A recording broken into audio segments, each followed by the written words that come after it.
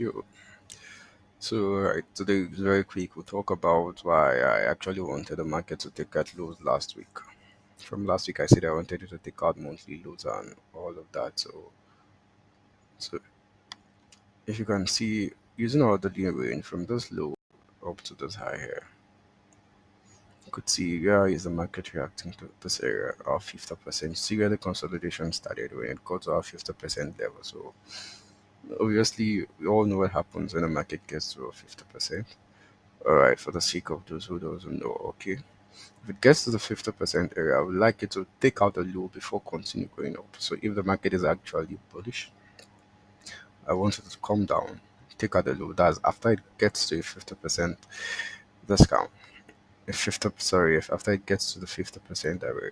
So now it was at the 50% at this area. So many of us will ask, okay, but it was at the 50% this area and took out the low. So probably you should have done what I wanted to do. But let's take a closer look again. So using our daily range again. So actually this is my 25%, but it didn't get there. So that was the exact spot I actually wanted it to get to, but it didn't get there. So this is the spot. So I would like the market to drop down to this area, this black line here, this area. So getting to that area will be a very good one, and it's you actually favor the gap that is actually at this area. So it might also still come back more to it or actually continue shooting back up from here. But probably this was the reason I wanted it to come down. Also, our seasonal tendency was also supporting it that okay, November is always a bearish month, so this is it. And if you could see from September down to August, and so it has been a bullish month, and so probably I'm expecting a bearish month this November. So all of this gave me a good concern, and I really wanted it to take out the low, probably this low. Took out this one. I wanted to come to this area. Probably it could see continue going up, but that is the area I'm expecting. So let's get to our daily time frame for now first. Okay.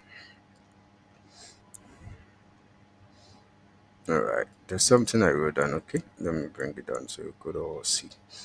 So right. As of this point here, this was Tuesday.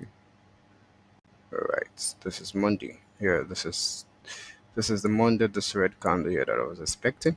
So yeah, I said I want market to create high of the week on Monday to Tuesday, then come down to run monthly low. Market is reacting at monthly 50%. So I want to see SSL run out before going back up. Alright. So this is actually what I just explained at the 50% that the market was during the monthly time frame. So you can see this is Monday. This is Monday. This was last week. From this point, it's Monday.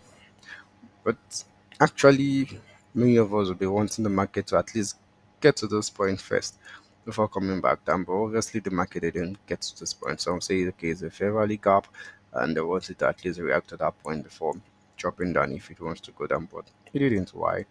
If you can see from the point I was expecting,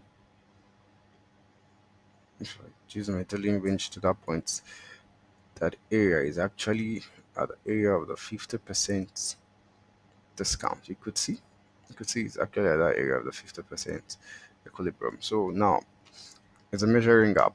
So since it's a measuring gap, I am not likely expecting it to get to this point. It could also get to this point and throw down, but I wasn't expecting it because it's a measuring gap. Because that is actually the 50% of my daily. So I wanted it to stay open while the market keeps shooting down and down. All right, there was a gap here as of weeks ago, or months ago, if I could say. Actually, the market came down to feed the gap and actually reacted to the gap here and went back up. So I believe that for from a higher time frame down, we could go to 4 hours and start looking for how to take those trades. So basically, you have understood why the market was actually coming down. Seasonal tendency also supported it and what have you. So actually, you could see that our 4 hours also reacted to a fair value gap here.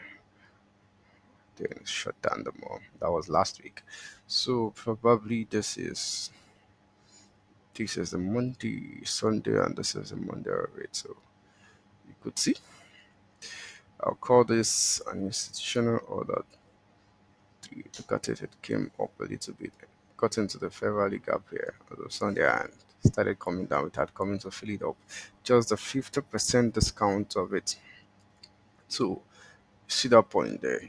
Could also see that using our gap of last week, last month, like many months ago, this is the gap. This is the gap. Now the market filled the gap, returned back up to it at exactly 50%. What could you say about that? Inversion fair value gap. Actually, that's it. So the market pushed down. So that's that for it. Yes, you're still expecting it to continue going down. So the market closed at this point, reacting to a fair value gap inside here. So let's see what the market holds for. So stay tuned for analysis for next week. All right. Have a good trading.